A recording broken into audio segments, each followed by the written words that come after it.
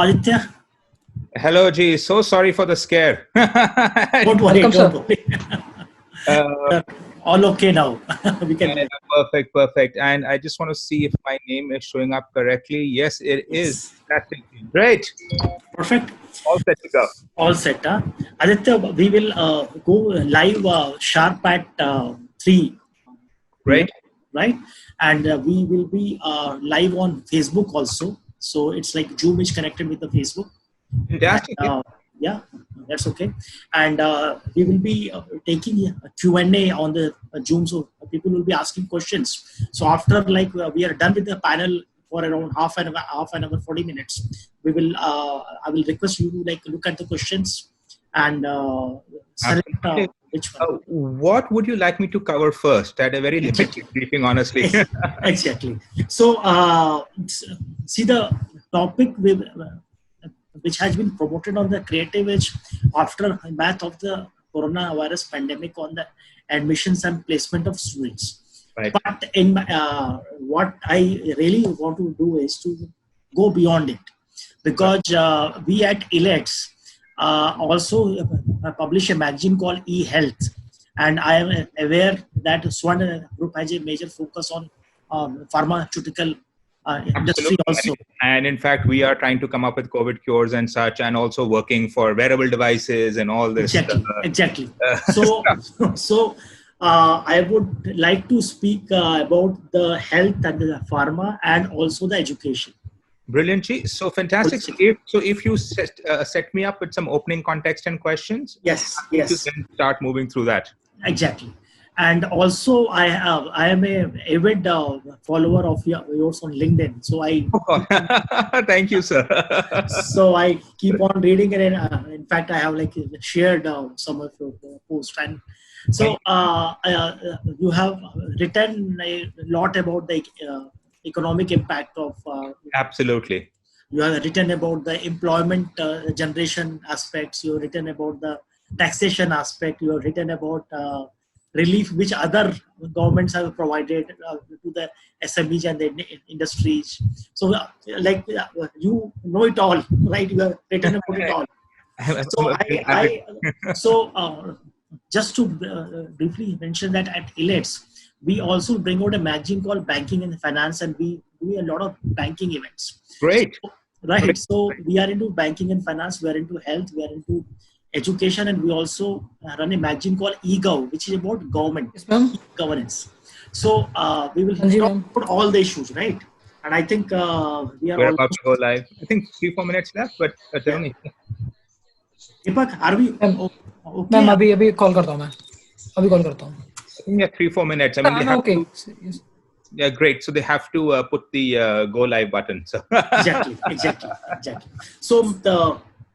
So feel free to ask questions all across the spectrum. Very happy. Yes. Who's the primary audience you think will be here? So we will be sharing it live from all our channels, even the health channel or from our So let's be more expansive. Yeah, fantastic. More expansive. Okay. So so there will be people in the government, there will be people in the health, pharma, education, of course, and BFSI sector. Yeah, great. Right. So one of the reasons I invited you was after reading your LinkedIn post. So I thought that. Thank you so much.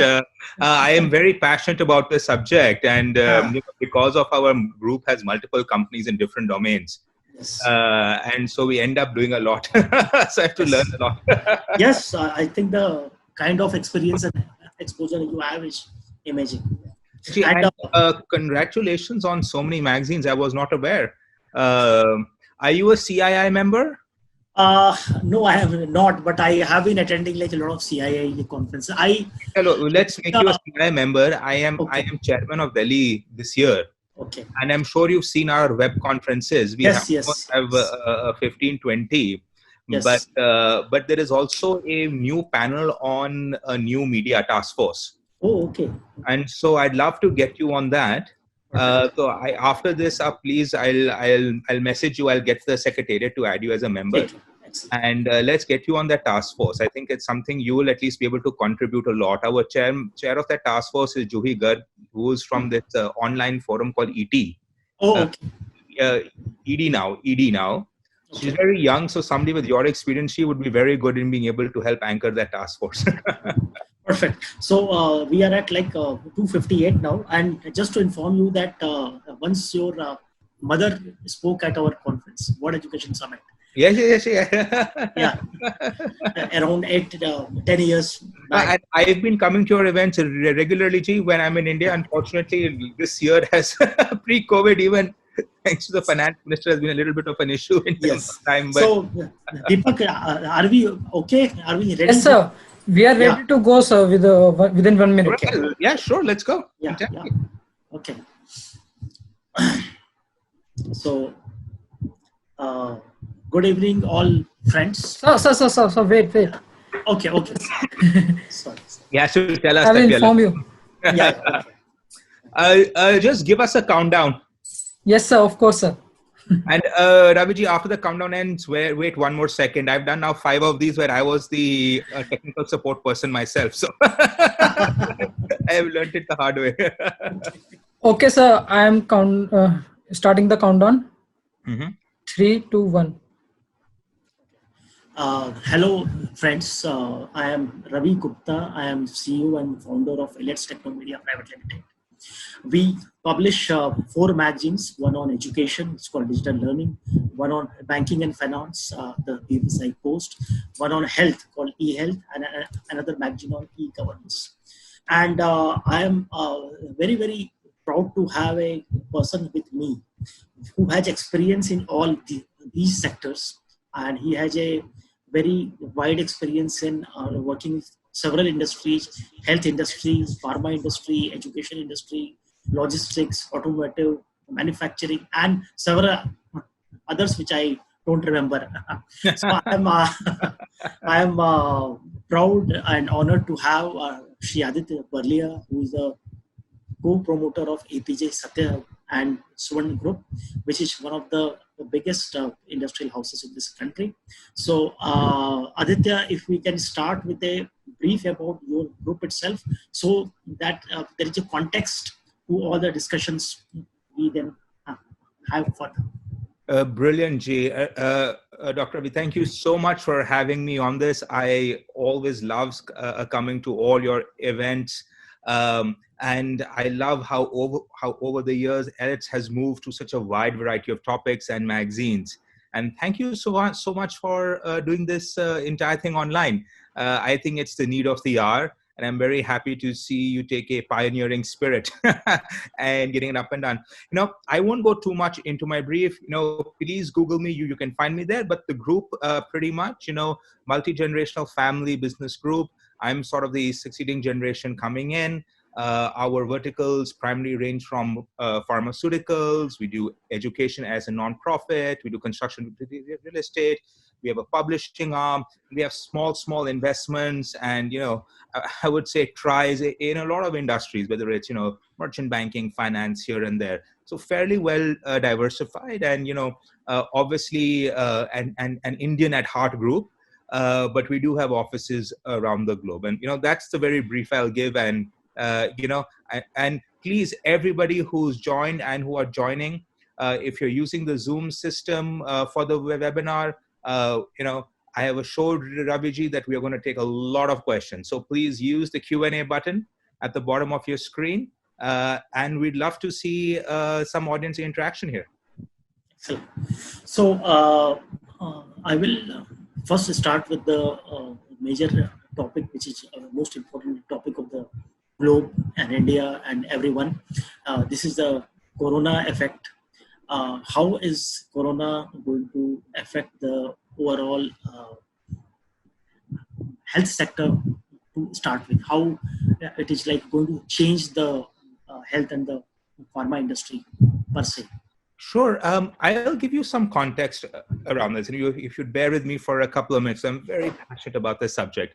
So I think there is a illusion that has come up that, somehow because in a pandemic or an epidemic, everybody gets sick, and pharma, health, hospitals, everybody suddenly makes a lot of money, right? People are buying stocks of pharma companies. They're saying hospitals and doctors are going to make a killing, but actually that doesn't quite happen. And I'll explain it to you in a couple of bits.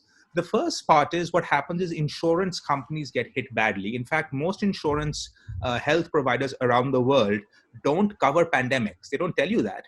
But automatically, if WHO declares a pandemic, and that's why they waited a little bit of time, because the moment they declare it, health insurance coverage is gone. Now, India is a great country where the insurance regulator has said, no, corona is covered under your health insurance, which is great.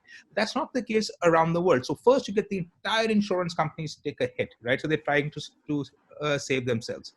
Particularly now, what's happened with COVID-19, the first thing every country did was, and including India, said stop doing elective procedures, right? Stop going in for surgeries that you could postpone. Stop going in for optional surgeries, whether it's something like even like a gallbladder removal. Maybe it's some skin allergies you have to get taken care of. But the problem is, right, that if you remove all the electives, right, this is where most hospitals make their money. In India, the massive number of healthcare is still provided by the private sector. And when you have all these removed, suddenly you find hospitals no longer have cash flow, right? Hospitals don't make their money from pandemic guys sitting in their ICUs and, being put on ventilators. They make it when you have very large surgeries or, as I said, elective procedures, whether it's plastic surgery and by the way, elective is a misnomer. You could really require this surgery, but you just need it in 3 to 5 months. It's not something you need immediately. And that includes, pacemaker replacements and all of this sort of stuff. And so what's happened in India particularly is most of the private hospitals are in deep trouble. They're in deep trouble. They're unable to pay doctors. They're unable to pay nursing staff. And in fact, I've seen a very good circular come out from 2 or 3 ministries asking the government internally to please release the funds that are due to these hospitals from various schemes, because otherwise they're going to go under. So that's an impact. Third, pharma. Now, we've been very lucky that we have one of India's oldest and largest distribution networks. So we have a warehouse, we have people on the ground in every state. So we were able to, and I have amazing stories of how our people stepped up. They were stopped on the road, their motorbike was confiscated, they walked 20, 30 kilometers just to make sure that essential pharma medicines got from our warehouses into the chemist shops. I mean, unbelievable heroic stories during the lockdown. But the fact is, the majority of pharma industry hasn't been able to respond properly. We had, and I won't take the name, a very large company in India whose founder, who's a very known person, had an article in the newspaper saying that our COVID labs were shut down, right? Our API production system was shut down. Now, I'm very grateful to the government that they've taken cognizance of this early, and they have now pushed and allowed pharma companies. I've seen on the ground, police commissioners themselves calling out pharma companies. Gujarat has told all pharma employees that they can go to work. It's an essential service and all of this. These are very good steps. But this doesn't mean pharma companies are thriving, right? It means they're just being able to get the basics out. Also note, with social distancing, right? Guess what happens? All other diseases go down, right? All the jaundice, diarrhea, all the communicable malaria, dengue. So in general, you have a disease quotient drop. So the pharma industry doesn't benefit. I think the silver lining, of course, is a lot of home-based health apps. It's a lot of health information websites which are making a decent go of it. But again, their advertising dollars have gone. No one's advertising. No industries are advertising right now. And because of that, their basic point is that they can get user base right now, which hopefully will stick with them post-COVID. But it's a difficult time for the entire industry. So please, I want everyone to think that, health, pharma, everybody is in the same boat as all other industries. And we really need to support our frontline staff. And whether it's hospitals and nurses, a lot of nurses were asked by their families to come home. Right? There was, they've migrated from different states, and their family said, it's not worth it. You come home. Now there's a nurse shortage, right? So please support your healthcare staff. Please understand that they are going through a lot of mental difficulties. They are under a lot of stress, family stress, job stress. Be kind to them. If you have a neighbor who's a healthcare professional, check in on them by phone. Are they okay? Can we do something for them? Some of the shifts have gone up to 24 hours. And similarly down the chain, even pharma companies. Similarly, if you know someone who is working in the front lines of pharma, ensuring essential goods are coming out, see how you can do to help them. Put in a kind word. So, in the context of G, this has been an absolute, interesting time, which has really shown those who are willing to step up and heed the call of our Prime Minister and act as a soldier on the front lines, and those who have not been able to. And I think that's a very fine distinction now that we have come to.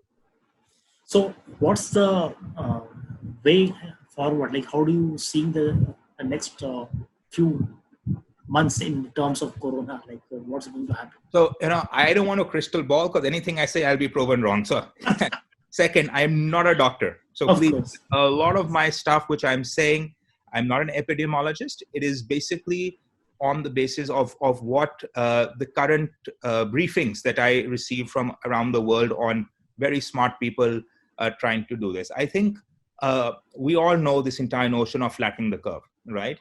And I just want to take a second to explain that. Is what happens is that if you get a lot of cases, right, in one go, and you have X number of hospitalization. Now, the good news is the data which is coming out has been revised, right? And so they're seeing the percent. So Corona is more viral than people thought, right? And the factor has gone up from 2.5 to maybe 3. Someone saying 4. That means one person is going to infect 4 patients, which means that there are going to be a lot more cases. And if you see the US numbers, because they have now got their testing in order, is staggeringly high. But also the hospitalizations, what we've seen, are also lower than expected. And particularly in countries like India. Now, there are various theories on that. Some say the BCG vaccine is helping. Some say because of some temperature. I don't believe the temperature part, but we have been lucky so far. The issue that comes from this, and this is what every medical and health professional is afraid of, is that if you have a large number of cases in a short period of time, a lot of people hit the hospitals. And if you've seen what happened in Italy, what's happening in Spain, hospital systems get overwhelmed, right? There's not enough beds, there's nothing. And India, anyway, had a shortage of hospital beds to start with, right? And if you have this massive influx that hits there, then you're going to have a healthcare system that collapses. So you won't get so many deaths even from Corona. You'll get deaths from people having a heart attack and there's no beds available, right? And so the core morbidity levels where people have hit other stuff and then they're coming in is going to be hard. I think a long-term lockdown is not on the cards. I think everybody's seeing that the economic damage and the damage to the livelihoods and honestly lives of people is going to be hard. So I do see a staggered, we are seeing some guidance now coming from state governments where they're increasing the number of industries. For example, the departments in Chennai has said that we are going to increase continuous processing industries as industries which can now operate. And so I think it'll be a gradual relief. I don't think schools, colleges, or anything are going to open until 31st May at least. And the biggest issue that's come is that asymptomatic transmission. Earlier, we all believed if you're coughing, if you have high fever, you can infect somebody. But now they're seeing cases, and that's why Singapore had to go into a re-lockdown, where you have people who don't show any symptoms and are still infecting everybody. So this is going to be there with us for 3 to 6 months. I am very hopeful for some of the cures that they are saying, not cures, but which bring down the viral load. I think cure would be a very strong word there to come in and help as well. But I think this is a 3 to 6 month story. But I do see governments getting better at this, getting more data, getting more used to it. So I'm very, very positive. I think we will have to do specific hotspot lockdowns. There have to be interventions. There'll be front and back, and mistakes will be made. This is new for everybody. But I'm confident now that at least 3 to 6 months, we will see the end of this long tunnel, and we will see the light. Fantastic. How do you see the economic impact of this whole thing, the economic employment, all that, SMEs, startups, industries? Yeah. So honestly, people are talking about a degrowth or a recession. That's wrong. It's a contraction, right? A recession or a degrowth looks slow, slow, slow, slow, slow. A contraction is you have this economy disappeared, right? And so what we are seeing is the parts of the entire economy just disappear overnight, right? I think the good and bad thing about what happened in terms of the government asking all employers to pay full salaries to all their employees, and this was not an advisory now, it was under the Disaster Management Act, that I think it allowed people to stay home. It gave people mental comfort. But most businesses in India don't have more than 30 days of cash, right? And there are no revenues coming in, there are no supplies coming in. Down supply chains, people are triggering force majeure contracts, huge backlog on things there. So I think it's going to be an unmitigated economic disaster. We should be prepared for that mentally. And this is war. And whenever a war happens, whether it's against a pandemic or it's missiles flying or it's people on the front line, the economy takes a sudden hit. Now, that said, I think this is a very, very good time for the government and for businesses to put very hard reforms that they should have done in the last couple of years, whether it's rethinking their hiring strategies, relooking at how they manage their HR, the opportunities for their business models and such. I think it's also a great opportunity for the government, who from day one, once they came into power, has been saying they are pro-business. They want to do ease of doing business reforms. India is still not in the top 10, 20. They want to bring in legal reform. India is still number 160 in terms of contracts. I think this is a very good opportunity for governments around the world to say, hey, guess what? We blew up all the regulations, right? I need original document with notarization, 5 copies, all of that, right? I need you to have this permission, that permission. You have to go to this department. None of those are working. People are still able to exist and survive. And I think this has proven 2 very important things. One, that the number of regulations that stop businesses from growing are unneeded. And quite frankly, the economy can work without them. And so I think the government can now say, look, in COVID-19, these weren't there. I'll give you a small example, right? The state of Massachusetts in the US, right? For doctors who have licenses in America already, in any other state, used to ask them to get relicensed in Massachusetts, right? This took a long time. COVID-19, they say, hey, go to this website, put in your license information from your other licensed state within the US, and in 24 hours, you'll be licensed to work in Massachusetts. Now, the question is, why couldn't you have done that before COVID?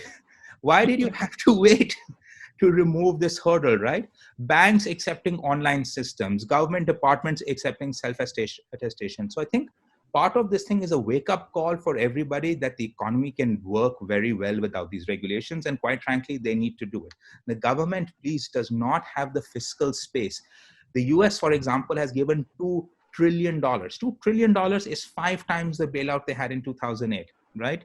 It is all the Iraq, Afghanistan, all wars combined. That's the amount of money that's going to come in. Now, that money is going to hit the US in the next 5 to 6 months. And some of it is going to come to India because people will want to see yields. And if you have zero yield in these economies, so I actually see a huge amount of cash headed towards India, to the stock market, to companies, to investments, maybe 6 months to 9 months downstream there. So I think that's the point.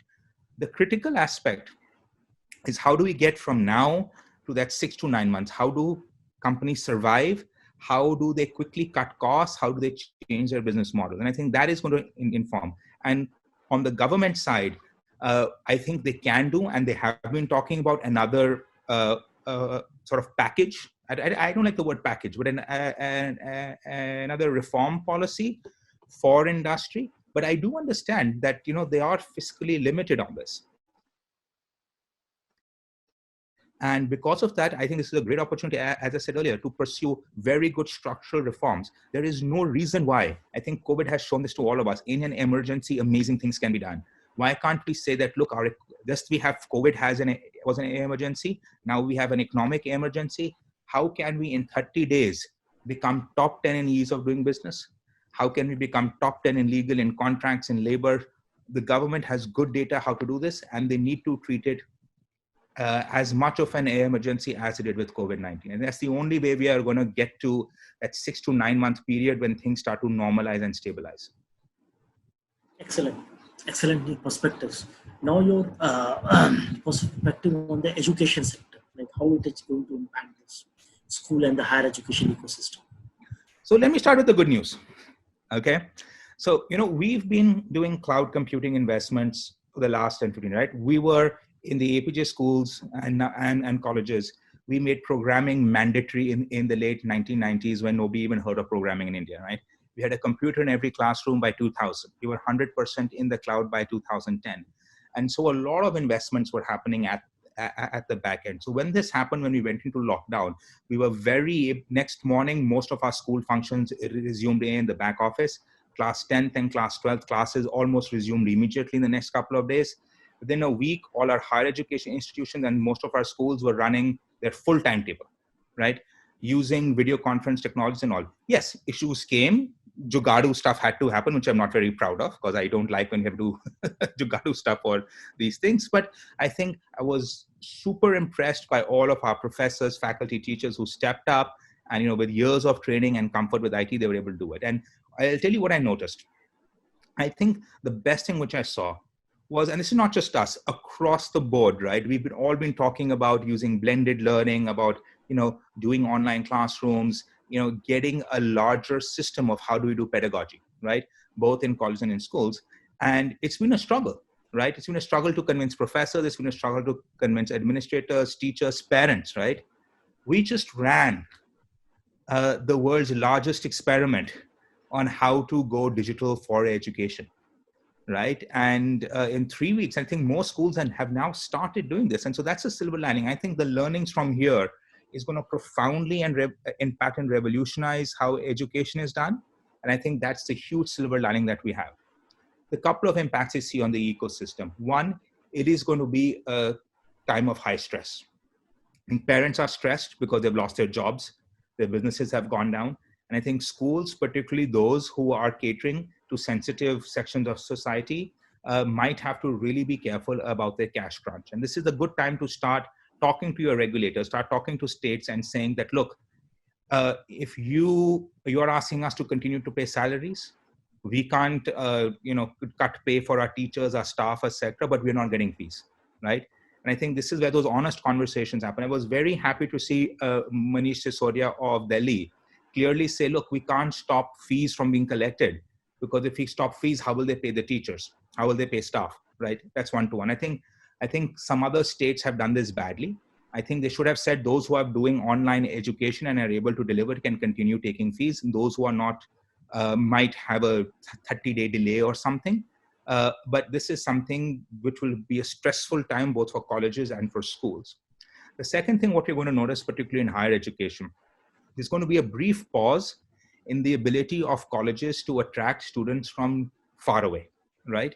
And we had certain colleges and universities in India who depend on out-of-state students as a majority, or even out of country, right? The converse is a lot of people who are going to the US, UK, Australia might delay it for a year, saying we're going to transfer. So there's a little bit of a balancing act, which you get a lot of students who are there. So I think particularly for schools and colleges who are there, they really need to relook at their marketing and admissions urgently. They need to see who their target audience is, because that's changed now. And it's no longer, students from 5 states over or 10 states over. They might not come during this time. But I see this as a one-year thing. There'll be some who will be able to demonstrate local power here, and they'll be able to push up. I think certainly placements is going to be an issue. A lot of students have reached out to me and really asking that, look, do my placement offers still hold? Those who have long placement offers, more who are worried about this placement is going to be there. But India was very lucky. We didn't have the level of madness that the education industry had to face in the US, for example, in 2008, 2009, 2010. I was there in the US at that time, and placements was a terrible proposition. No one wanted to even take risks on internships. And I certainly am calling out to industry that, look, our students are very vulnerable in this thing, that even if you can't give full high-paying jobs, at least give 6 months, 1 year internships to everybody, so that time is not lost. And I would highly encourage all students and faculty members to see, we've gotten into this booth in India where it's about package. A student calls up college, aapka average package kya hai? Colleges say hamara to average package is, and that's never been a good idea, because I think long-term career and success of students are measured by what they learn in the first 5 years rather than the package they got on the first year. And I think one of the big shifts that the education industry should do and we have to do is going away from this obsession over packages and start saying, okay, how can we get the best experiences for our students in the next 1 or 2 years? Because there's going to be an incredible redoing of the economy, right? You're going to have lots of mergers and acquisitions. You're going to have a lot about turnaround stories. You're going to have a lot of business model innovation. You learn things during crises, right? People jump 5 levels in designations during a crisis.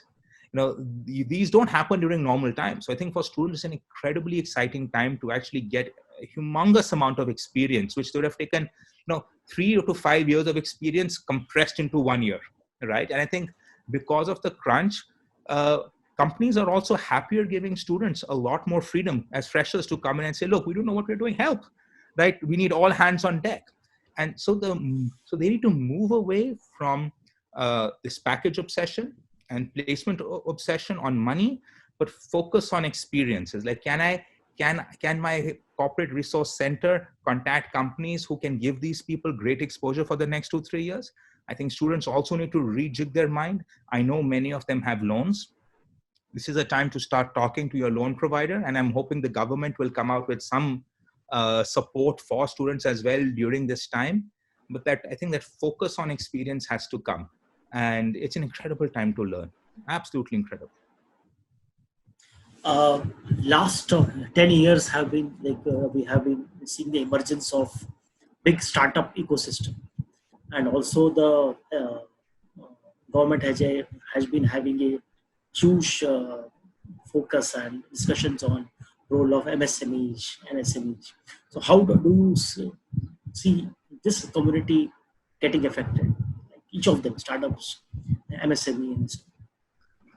So, I wrote a post about a year and a half, 2 years ago, and you can find this on LinkedIn, which was titled, "Please don't do a startup." Right? And I'll tell you why I wrote that. I have been one of the biggest supporter of entrepreneurships and startups in the country, right? I am a charter member of TIE. I go to all business planning contests. I mentor a lot of startups. I'm on board of advisories of a lot of startups. We invest in a lot of startups, all of that, right?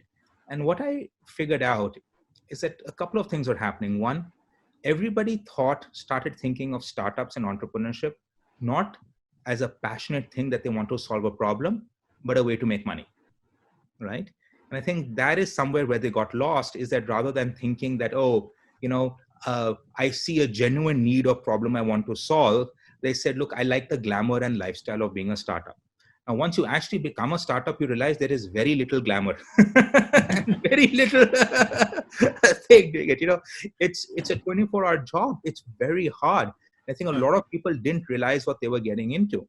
And, and that sort of polluted the ecosystem a bit. We had all these non-serious or people who wanted to do these startups just to make money without having a proper idea or being passionate about some things. The second issue, what I was seeing was that people were getting confused between what a startup is and what a small lifestyle business is, right? Now, and this is purely, semantics. It's a language issue. It has nothing to do with reality, right? What startups usually mean is that you have identified a fantastic problem and you either have found or have the potential to find a brilliant solution for it. This scales very fast, right? Looking at 2x, 3x, 5x, 10x growth, right? Otherwise, if you're forming a nice business, which is making money, which you're doing a great service to the community, maybe even, but is not going to go 4x, 5x, 10x, and doesn't need huge amount of capital. That is brilliant, right? That is a very traditional, nice, small business, whether it's opening a shop or opening a consulting firm. This is amazing.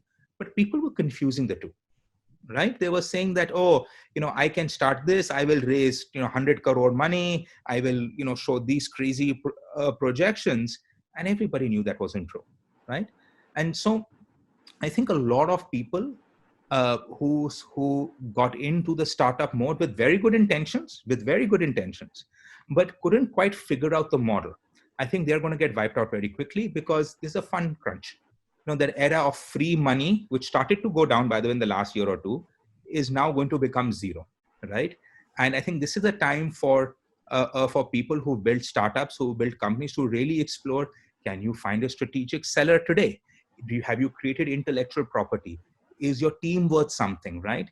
And this is the biggest advice I give to startups on this. Sell fast, sell quickly, sell now, right? If you can't raise the funds, you don't take the personal liability on yourself right now beyond a point, right? You don't want to give personal guarantees and take a lot of loans and keep going for the next 2-3 months, because if it was not working now, it probably won't work in the next 3-4 months. See for a kind way for you to exit. This market has a lot of people who need new business models, who need great teams, who are trying to pivot, and your company could be the perfect acquisition for them. But they're not going to pay you SoftBank money 100x, 10x, even 15x. For those who have reasonable asks, I would say, if you're making money, sometimes 3 to 5 times the EBITDA. If you're not making money, well, then whatever it costs the other person of time to replicate what you've done, right? And I think that is a good time to exit. On SMEs and MSMEs, it's going to be a tough year going ahead. Obviously, I have seen a little bit of data coming out, not very good data, but estimates between 30 to 50% of all MSMEs are going to hit bankruptcy court, the IBC resolution. I think it was very good that the finance minister, one of the first things they did was to raise IBC from 1 lakh up to 1 crore. So at least, it's not flooded with there. But I think there is a lot of pain here in the market.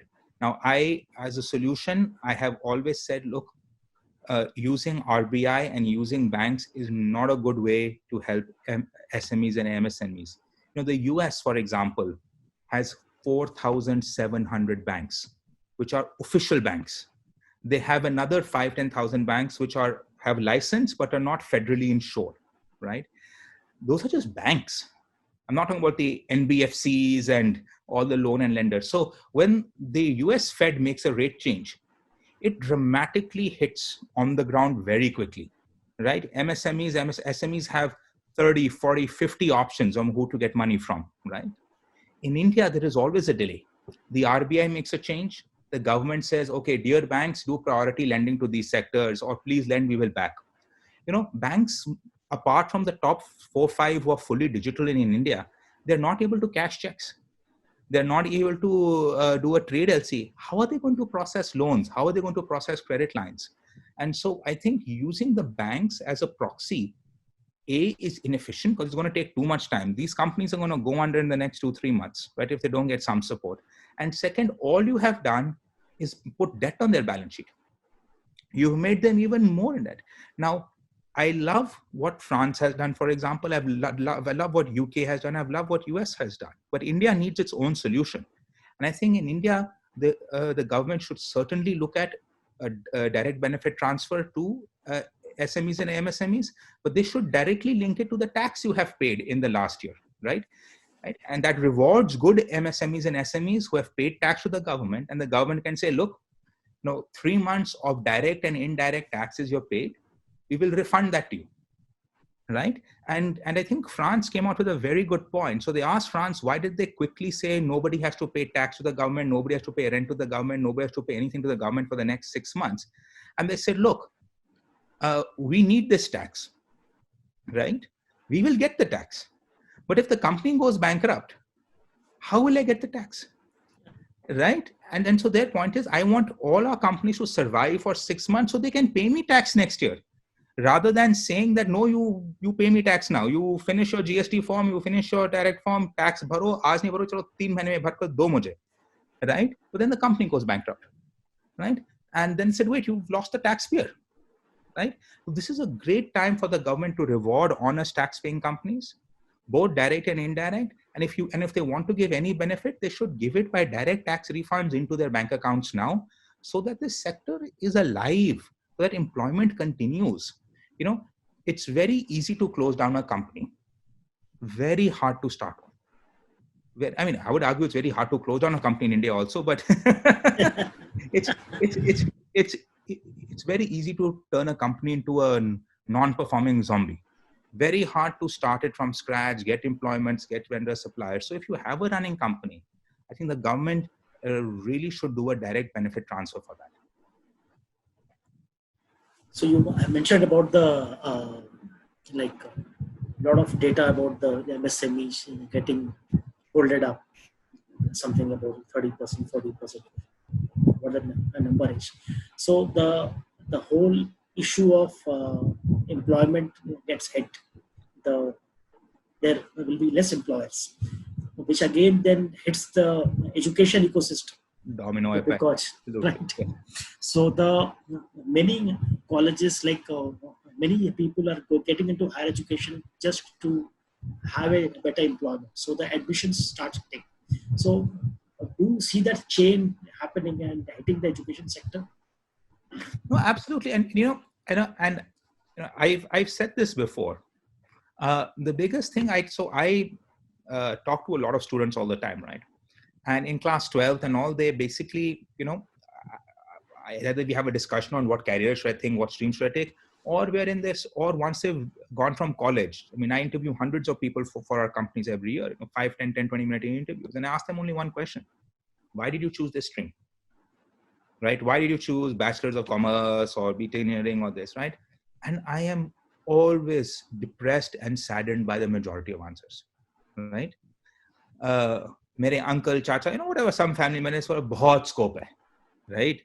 Or, I saw this stream was a very good way to make money. A lot of media was covering, oh, this is great, this is all of this, etc., right?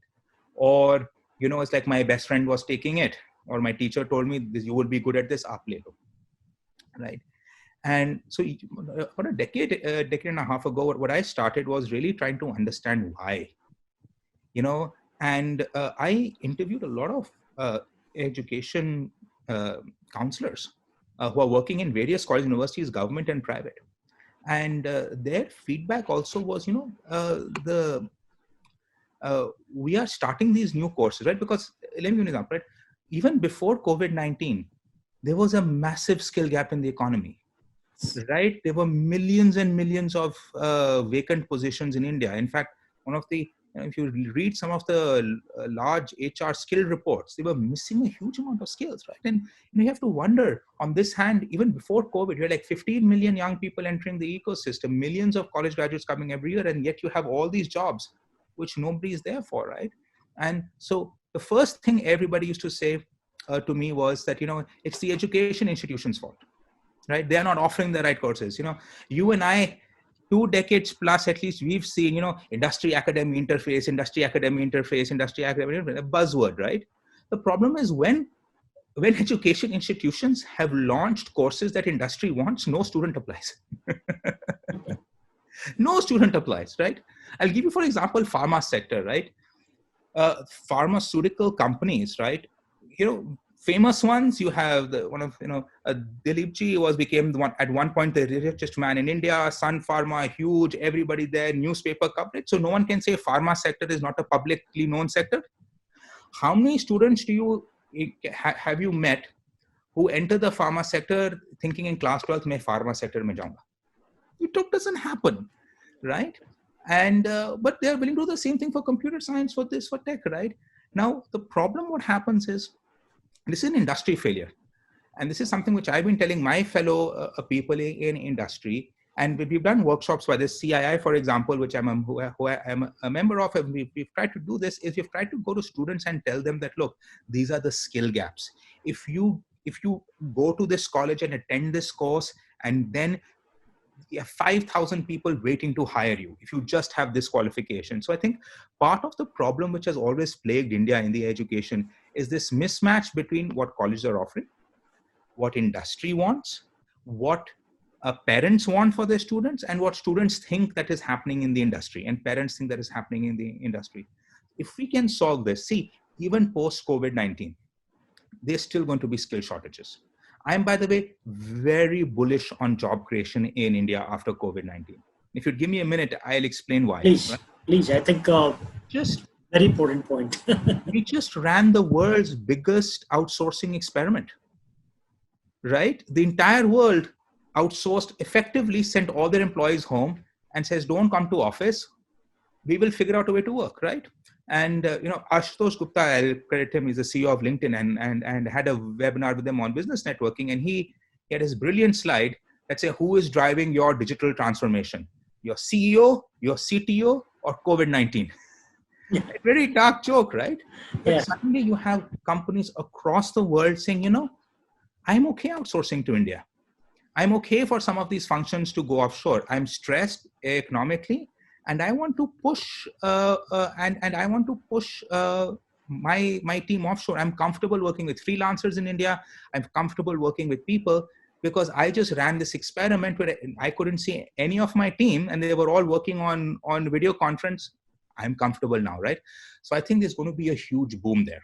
But those that boom is going to happen in very specific skill sets. I think the old ages of BPO system where you do customer calling centers, this, that, etc. is over. I think it's going to be a lot more or higher end, mid-tier stuff, captives in particular as well. And I think education institutions know this. Most of them know this. They've already tried to offer courses in this. But somehow we have to tell our parents and students that, look, world has changed. These are the new jobs that are coming now in COVID. And please, they are there, they exist, they're high paying. But you have to take those courses. You have to skill up yourself for these new jobs. So I think it's going to be a very impressive, after about a year, where we're going to get a lot of jobs from around the world coming to India. Again, one, because people are comfortable now. And second, because they need to cut costs. I think that's going to be a huge boon for the country. But I think education institutions will do a good job in making sure that their courses are on tag. Most professors and all know this. My worry is that getting the message out to parents and students that, look, you need to pivot to these new courses. Excellent inputs. You are running companies in several sectors, from pharma to logistics to manufacturing to publishing to several others. So you interact with a lot of SMEs and MSMEs. So in these tough times, what are your messages for them for 3 months, 6 months, or 9 months of pain? So how handle this? Yeah, absolutely. And just to clarify to everybody, so I took over this year. I was very honored to become the chairman of CII Delhi. So in fact, not just from our own companies, we've been interacting with a lot of industry people, and particularly SMEs, MSMEs, trying to understand what they're facing. So I'll give you the advice that most people are giving and that I also subscribe to. One, don't wait, right? Don't wait for 1 month, 2 months, 3 months, whatever action you need to take this morning. Whether it is if you have to send people on leave or to fire them, please take legal advice on that. We had done a webinar on how to do this properly, ethically and all. Do it now. Don't wait until your cash is gone 2 to 3 times, etc. Preserve cash. Now is the time to go to your people and start giving discounts and saying, let's get discount, pay me in advance. I'll give you 2%, 5%, 10%, right? Even if it's at a break even or a little bit of loss, because you really need to have cash in your coffers to survive the next 3 to 6 months. But the biggest one, ask for help.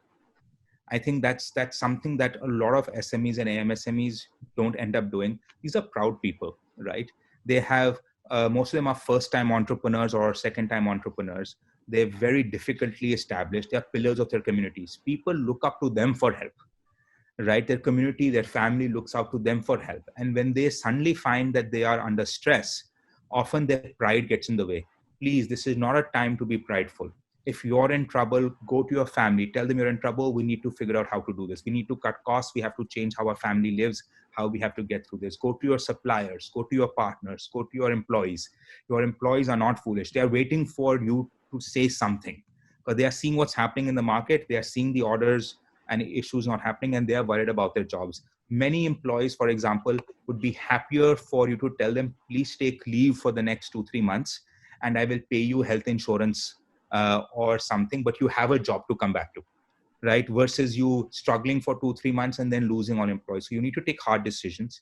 You need to put your people first. See, because by the way, one mistake that a lot of people do it is that they quickly fire people, but then they need them a year from now. It's going to cost you as much to hire them back, your recruiting consultant, your severance pay, your notice period, all of that kicks in, right? So if you can work with your employees to get them to take a break for 3 months, 6 months, make sure they have enough money in advance to take care of basics like rent, food, this, that, etc. No one's expecting to live a luxurious lifestyle for the next 3 to 4 months under this COVID thing, right? So take those calls now. Work with your CA, or if you have an in-staff accountant or even a CFO there, to take those calls now. Also, this is something which you must do. Call up all your banking friends, take credit lines and draw them down. Don't just have them on paper, draw down those credit lines and move the money to some other bank if you can.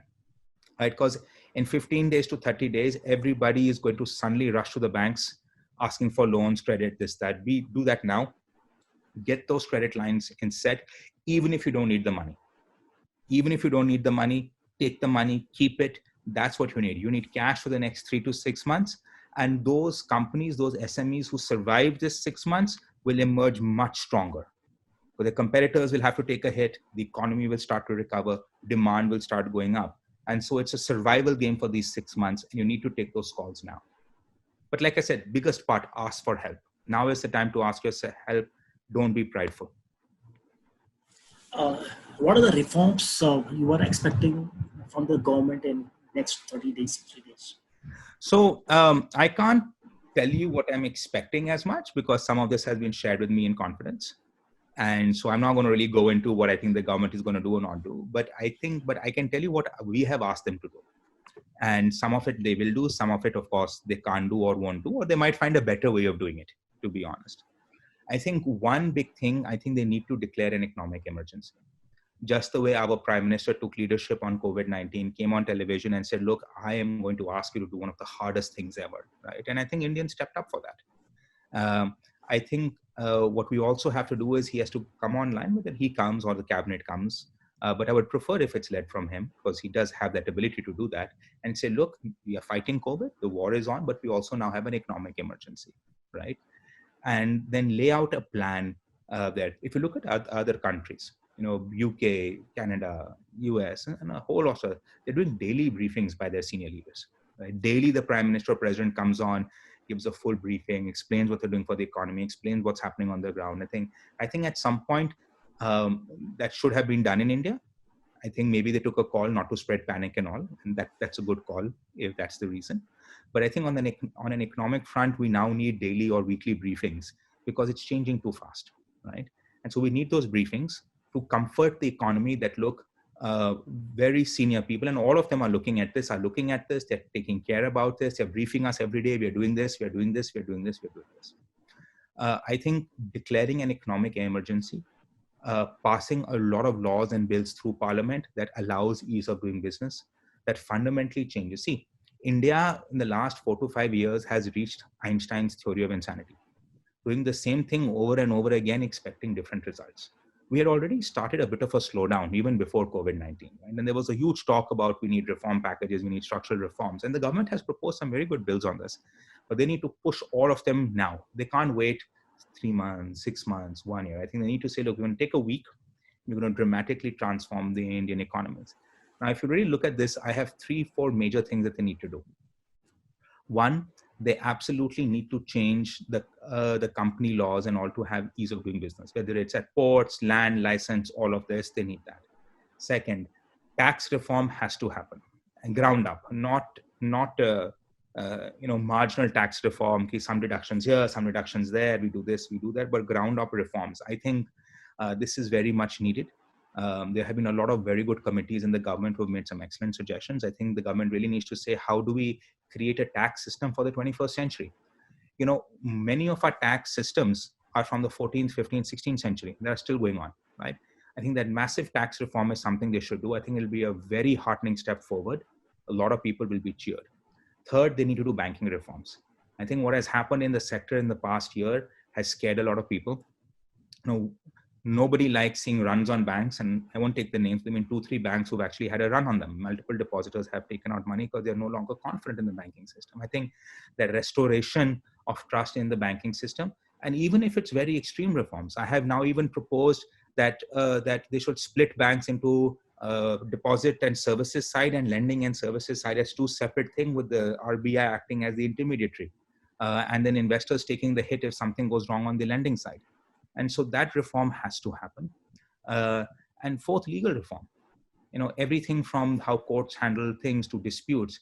I mean, India is not even ranked in the top 150 countries in the world in contract enforcement, right? Or in contractual terms, which slows down business. People don't realize, how do you save an economy is to increase the number of transactions. Anything you can do to give safety and security on a transaction means more economic output, more transactions, more wealth being created for everybody.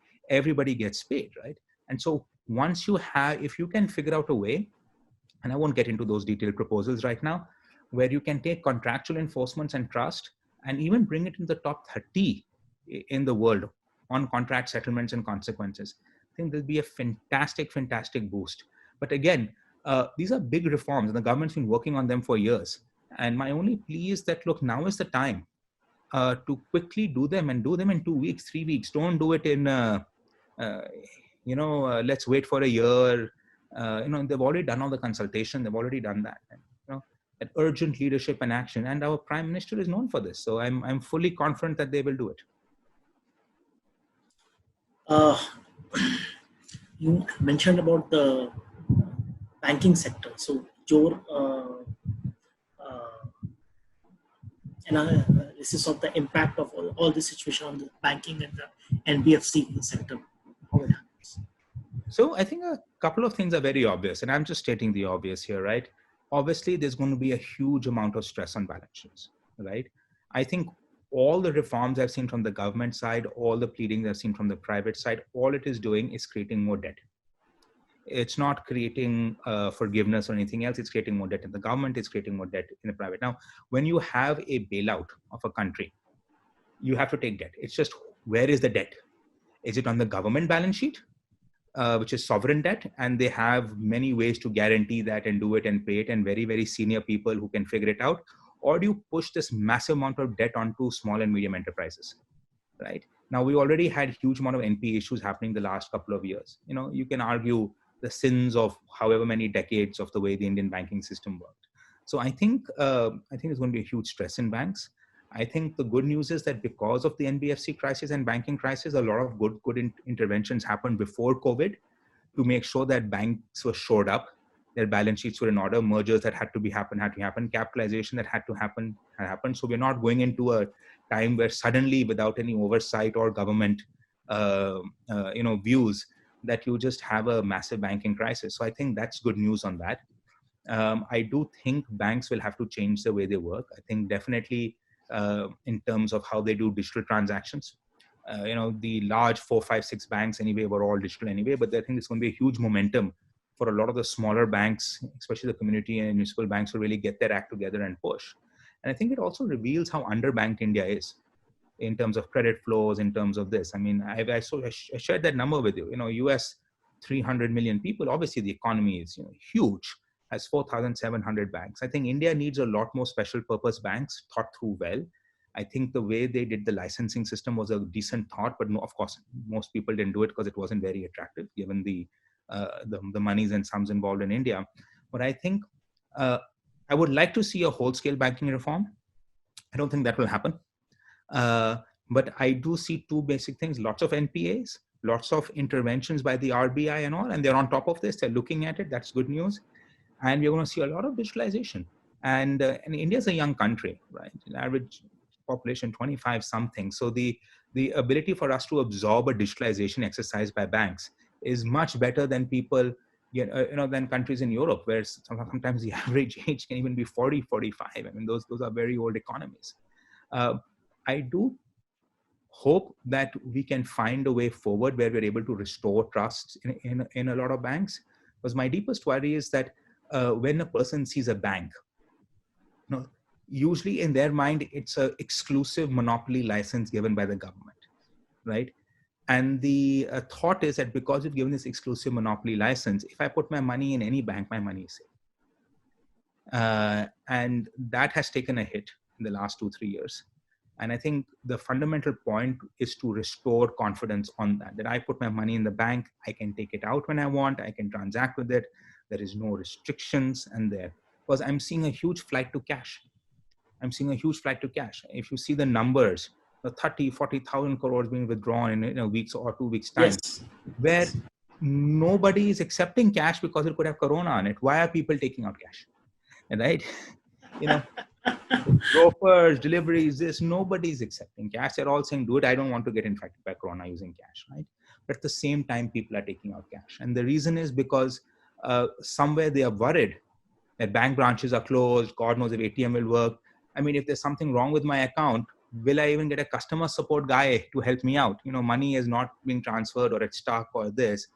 So there will be a period where banks have to reach out and restore confidence. And I think there'll be a period where the government has to also reach out to the public and instill confidence that the best place for your money is in the bank and not in your pocket.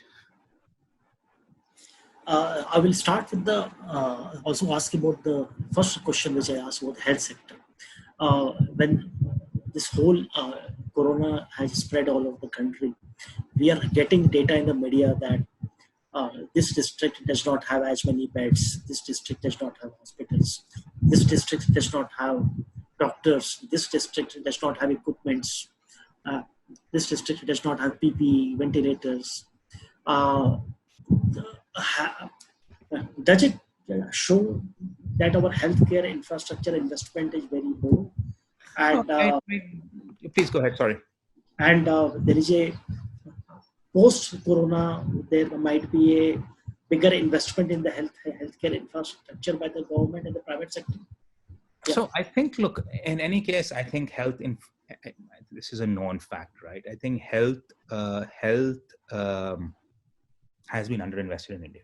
Let's be clear that. I think India has pursued a policy in the last 20 years which has a phenomenally poor impact on how our healthcare systems work. I was very delighted, for example, on some of the good things that the Indian government did with trying to provide insurance for everybody, for example. Right? The Jan Aushadhi program where they are sourcing direct generics themselves, right? But India's healthcare sector has suffered from three things. One, I think we still have a socialist hangover, right? And in a country which has this sort of thing, we can't really afford it.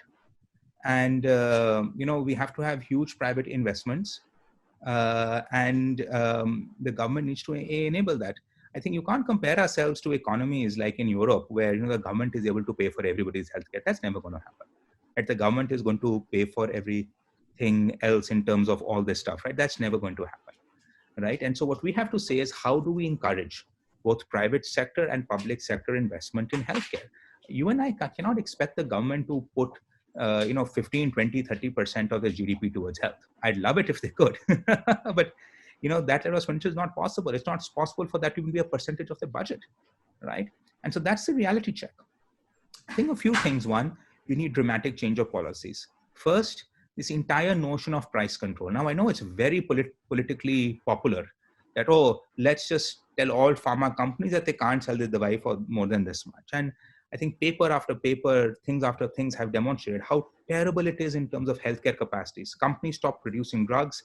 It stops going to the rural areas because you had 20 companies who made sure that every single thing was going to the rural areas. And now after price control, there's 2 companies and the medicine is so cheap that beyond Delhi, Bombay, Bangalore, the metros, they don't really want to go anywhere with it, right? It's because no one's making money on that, right? I think the correct way to do it was the Jan Aushadhi program, where the government says, look, let the private sector do what it wants, but we will ensure that in pharmacies all across the country, people have access to high quality drugs, which we certify as the government at a price that is either subsidized or doesn't have all the distribution transport costs. I think what they did with the stents, for example, where they price control those, was also terrible. I mean, India went from having the latest generation stents to now getting stents which are 10, 15 years old. I think it's a great equalizer, right? No matter how much money you have, you need a stent, you're getting the Purana Zamana wala stent, You can't fly off to Singapore or London or US to get a latest stent, right? But it's also limiting consumer choice. If I want to pay for the latest stent for my father or my loved one, I should be able to pay for it, right? That's why I'm earning money. That's why I'm going to office every day, right? So I think there, on the price control side, I think they made a mistake. And that's a mistake that's been had for 15, 20 years, and they need to rethink that. And like I said, Niti Aayog has rethought it. A lot of good papers have, there are better ways to do this. Even China, a communist country, has eliminated those because they realize, yeah, nahi chalta, right? The government has to take leadership. The second, in terms of investments into hospitals and infrastructure and such, it's still state to state, center to center. It's still very difficult to run a purely for-profit hospital. India is one of the hardest places to run these, right? You have the greatest amount of violence against doctors. You've had a historical cartel where they've limited the number of doctors and seats. Why should you pay, in a country of 1.3 billion, paying 2 crore for a radiology seat, black money, or paying 5 crore, 10 crore for a medical seat? This is foolish, right? I think a lot of state governments like Karnataka and all, and now they've reformed MCI, which is very nice. New resolutions have come in on MCI, a lot of new healthcare things. We need a lot more medical colleges because, I'll give you an example, right? The number of people to a doctor in India ratio is 14,000 to 1. In rural is 32,000 to 1, right? It should be something like 2,500, 2,000 is to 1. We need so many doctors. We need so many things, right? And so they fundamentally also need to change the way, we have doctor and nurse. There has to be something in between. The RMPs have to be put into work. But, if you don't have, you can build the physical infrastructure if you want all across the countries. You don't have doctors there, right? I have multiple times asked that the government should come out, like they have the IAS, they have the IRS. The government loves IFS. So I want an IHS. I want an Indian Health Service. I think what the government should do is that for all top government colleges, you should be able to sit for an exam, just the way IS, RSS, interview, etc. Get accepted to the IHS. Have your entire education as a doctor free. In exchange, you should be posted in a rural hospital after your training residency experience for the next 10 years is concerned, 5 years, 10 years. You should be rotated across the country, just the way the IS does it, right? And then after you have all that experience, then you start going up in the government, and then healthcare policy is set by people who are actually, have worked in an administrative capacity and as a frontline doctor, right? And I think if you have an IHS, you have 5,000-10,000 seats coming, you'll do three things. One, you'll solve the rural doctor problem, because now you have the best of the brightest of the people who've really been trained at the top colleges going there. And they also are very happy spending it because their medical education was paid for. They have all the benefits of this. They have the pension. It's a very prestigious job. Same way why anybody goes into IS, IRS, IFS, right? And then you have a huge cadre of people who can then become health experts, who can really tell the government what's happening on the ground, right? Why should the government be trying to call last-minute doctors from all across the country, put up these task forces? Why doesn't it have internal expertise gained over multiple years of people who belong and understand the government? By the way, I've shared this for education as well. I think there should be an Indian education service as well, which does very similar things. Is basically focused on expertise in education administrations. They start by becoming teacher trainees, become principals in rural schools, become principal in urban schools, then rise and then become education administrators in the district level, etc. So you have a cadre of highly trained education experts who, when they set the policy, bring that thing to table. I mean, I say both for health and for education. Often in many states, sometimes even at the center, people who are setting health and education policy have never stepped inside a ICU or operation theater or even a classroom, right? And I think the government, apart from, of course, including more private sectors and people of expertise who work and professionals there, but they also need to now come up with their own cadre of people who are well trained, internally trusted, and have gone through the rigor. Perfect. Makes sense, Aditya. Let's see some Q&A here, and if you could... Please, love that. I think many of the points you have already touched. If you can look on your screen and check out if you want to answer some of the stuff. Yeah, no, I am going to take Mr. Uday Kumar Phatak's thing on agriculture. Now, Yeah. I'll admit I am not an expert, but I've been, one of our companies is investing a lot in this. So I think 2-3 things quickly on agriculture. First, I just want to explain to people that the amount of food that is wasted in India, right? And so people have been talking about agriculture shortage, this shortage, supply chain shortage. Note, when you close down the restaurants, events, things, when's the last time you went to any event, any buffet dinner, how much food is wasted, right? So what's happened is there's been a massive emptying out of demand, right? So in fact, because people are buying 1 month of food, but your 1 month of food is nothing compared to what a restaurant does in one day, right? Or a hotel does, in an hour or 2 hours, right? So there has been a collapse of demand on the agriculture side, and the government has stepped in many places, and they have said, look, we will make sure that farmers get a good price for their produce. And so you're going to see a massive drop, temporary drop in food prices and such. And I think as people will take time to start eating out, time for things, I don't think until May, June, or July we're going to have these massive events or weddings or conferences. I think it would just be irresponsible, even if it's allowed. And so I think there is going to be a price shock in terms of essential food and commodities. I think there's going to be a change in the way I think a lot of people have gotten used to now using e-commerce for grocery deliveries, this, that, the thing. So the consumer end of supply chains are going to do it. But 6 months, 7 months from now, you're going to have a massive refilling of inventories. Restaurants will open, shops will open, and suddenly they'll need 15, 30 days inventory. So you're going to see a dip in food prices, but it's also then going to come back as inventories restore. So there'll be a small burst, a big boom, and then it'll come back to normal. Now, it won't be the normal pre-COVID because people will take time to readjust their consumer behaviors. But I think the agriculture will go through that one dip and that one rise and, then go. I don't see a general boom happening. I don't think any fundamentals on agriculture has really changed beyond that. Lavi Sharma, how difficult it will be for teachers to teach from traditional classrooms to digital? Are there many who are not trained to do so? The majority are not trained to do so. It's super difficult. It's super difficult. And, we've been training them for the last 10, 15 years just to get technology friendly, right? And all of you who started doing Zoom calls and conferences, getting people to log in, password nahi chal raha, ye, wo, what link should I click? And age also plays a role in this. But I think people learn fast.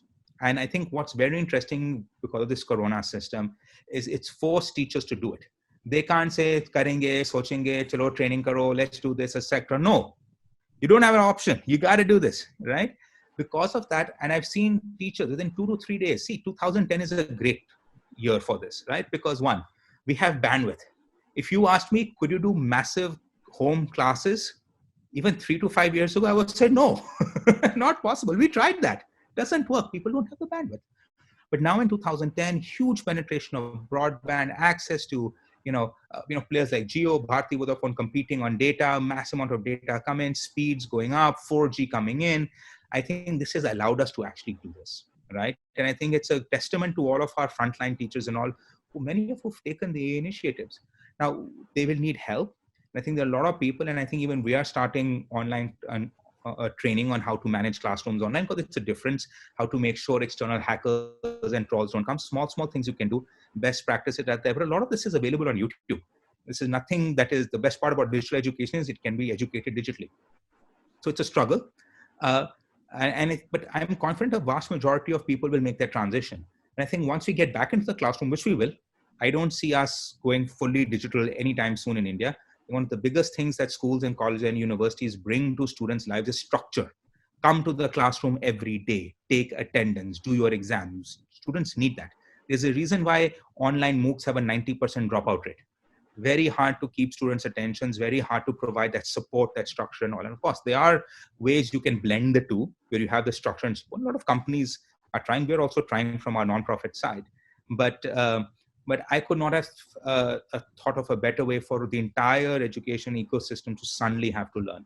And I, in fact, encourage teachers, this will really help you even post-COVID-19. Even if you go back to a traditional classroom, it's always good to know this stuff. This is the future. Nishit Jain's new institutions come post-COVID will start online, brick and mortar schools become a pass. Absolutely not. I am guilty of this. 15 years ago, 20 years ago, we all sat, a lot of educators sat, and we said, if only students had access to the best teachers, the best lectures, the best courses online, all problems of education will be solved. That happened. That happened, right? 2010, you can attend any course anywhere, whether it's from IIT, whether it's from Apeejay University, whether it's from Stanford, Harvard, all of them are online. That didn't change brick and mortar. And I think part of it is, one, because students need structure. I think they really need to show up. You cannot create ecosystems, community, physical support structure, emotional support structure, student activities. These are as experiences. These are as much part of education than a lecture online is. A one-to-one classroom experience matters. I do think all of us can do a lot more in blended learning. And I think the great opportunity post-COVID-19 is for a lot of institutions to say, look, I'm not going to waste your time giving the lecture that you could see online, right? So see that lecture online. Come in and let's do practical exercises. Let's work on practical. Let's do doubt clarifications. Let's make a classroom. Let's take advantage of what the physical classroom does. I think that's something that's been made very clear with COVID-19, this entire remote thing. What matters and what can be done online and what can't be done online. And I'm really hoping that even a lot of the brick and mortar just say, all this do online. Good. And I think it's also allowed parents to experience it. It's allowed students to experience it. The kind of feedback we're getting from from the parents of our students, that we love this. This is brilliant. We never thought this was actually a possibility. And so when people thought of online and they said, hey, that's why I'm sending my child to your school, is to learn in the classroom. Why are you telling them to see an online lecture? And so that insecurity about distance learning was still there. I think that's past. And I think in a post-COVID-19 era, brick and mortar is going to come back stronger than ever. But what I'm really hoping is that they adopt the best practices of the online world.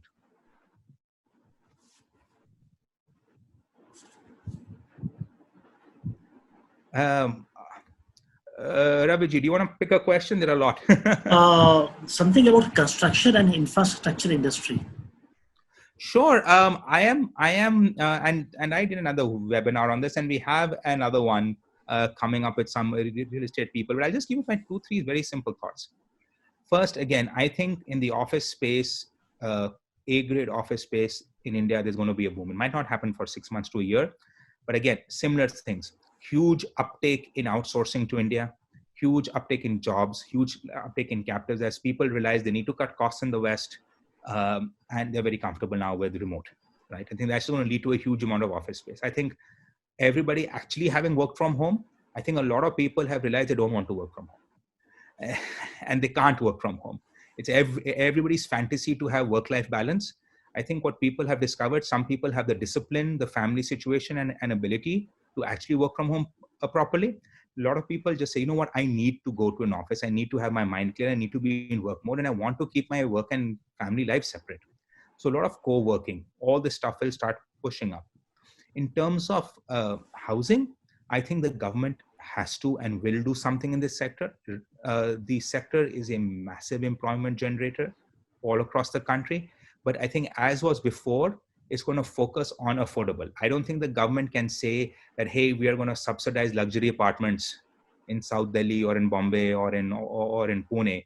I think what they're going to do is going to say, look, we really need to work on affordability. We need to work on figuring out how to create competitive rents. And that's going to go to all to affordable. I do see a boom in affordable housing in 1 year.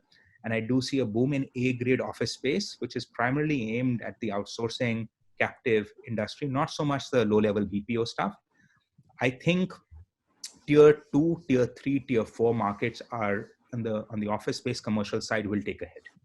I think it's going to be at least a 2-3 year time period before retail catches up again, before chain stores start expanding wildly, before people are comfortable, really putting up a couple of more malls, particularly in tier 2, tier 3, where you might not have so much demand right now. Many people are asking about what will happen to placement this year, placement season. So I covered this at the beginning. I think placements are going to be hard. And I think it's right now you need to start going to your students and start counseling them and explain them, look, this is a hard market. You've never experienced this. You're young. And India, to be honest, hasn't seen a placement issue since maybe 1999, 2001, 2002, during the dot-com bust, when there weren't that many colleges anyway in the country, right? And I think so placements are going to take a hit. And I think one is to counsel students quickly and tell them, look, it's going to be a tough market. Second is to focus on getting them placed, whether it's a low salary or a thing. I'm a big believer in saying that, look, don't take low packages, call it an experiential internship or something. So it looks like they went on a long internship for a year or 2 years instead of taking their first package, because people are afraid their starting salary will anchor to them to that salary for their next job, and they can just say it's an internship. Work with your corporate partners. Say that, look, we can provide you with these extremely qualified students, and they are willing to come in as a 1-year intern, right? And at a very reasonable pay package. I think if you and focus on convincing your students that, look, you need experience right now, and and this is a great time to get that experience. And on that placement scenario, getting those people to get that experience should be every college's first focus. And a lot of corporate partners need people at a low salary. They can't afford the very high salary people. So they'll be very happy to get very qualified students for 1-year internships at a low salary. And I think once we cross that 1-year threshold, colleges and universities can offer a replacement service after that 1 year and say, look, you finished your 1-year internship from industry, and now we see where the market is. And like I said, I think the market is going to boom. I would also really look and analyze where the next jobs are going to come post COVID-19. Again, the captives, a lot of the stuff that's going to come out, and turnaround, finance, bank, all of the stuff is going to boom, because in volatility, everything goes down, but the requirement of people to sort through the mess also goes up. And I think having a very good tracker on them, and you might have to tell some students, look, you have 1 year, here are some online resources, here are some offline resources, please reskill yourself so that after this year of internship, which you can just write off as an internship, you can find a much better starting salary and job next year once this thing has settled down. Some people are asking that will it lead to closure of some of the higher education institutions? I hope so.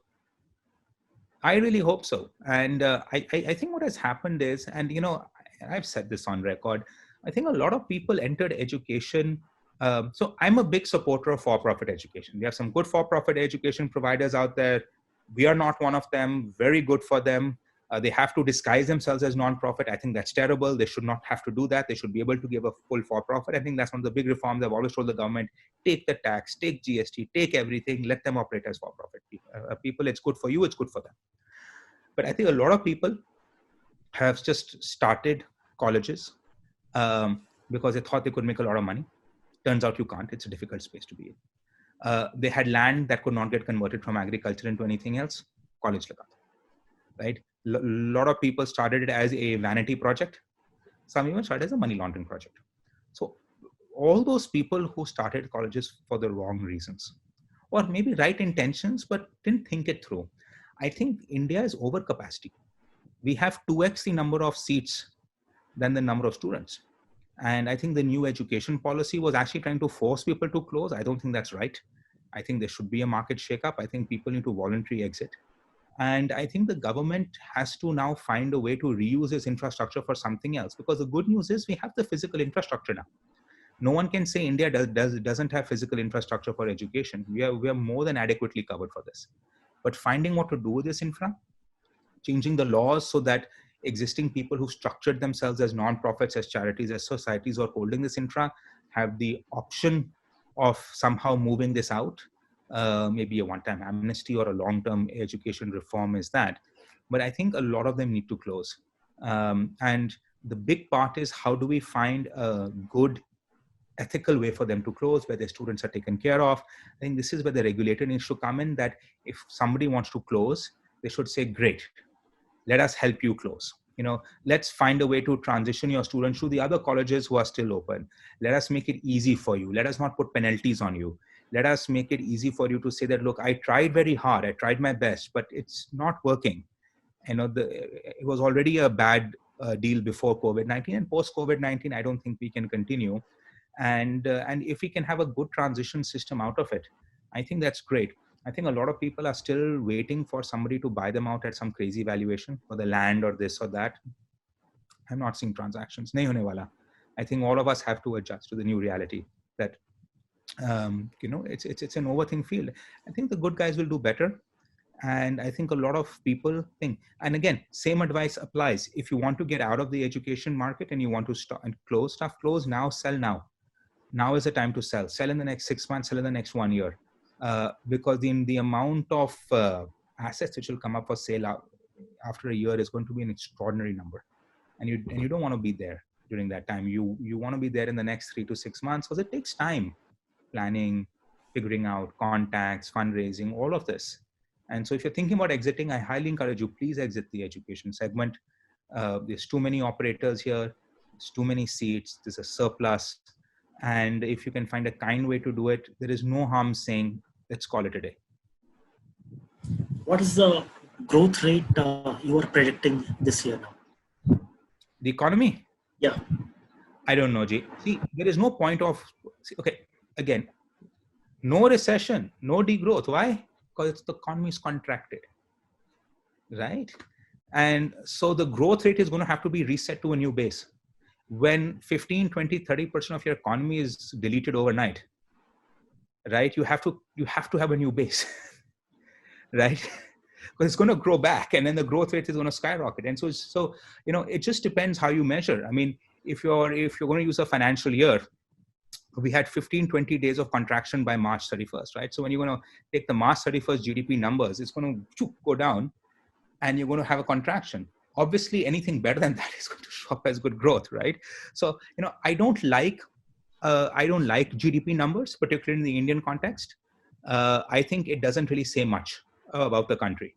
I think we've all been long enough in the industry to see in the last 15, 20 years when they were official growth rate was very small, but all of us experienced a boom, right? And we've seen times where we've had huge the economy saying, oh, it's growing at 7-8%, and people looking at each other being kaha.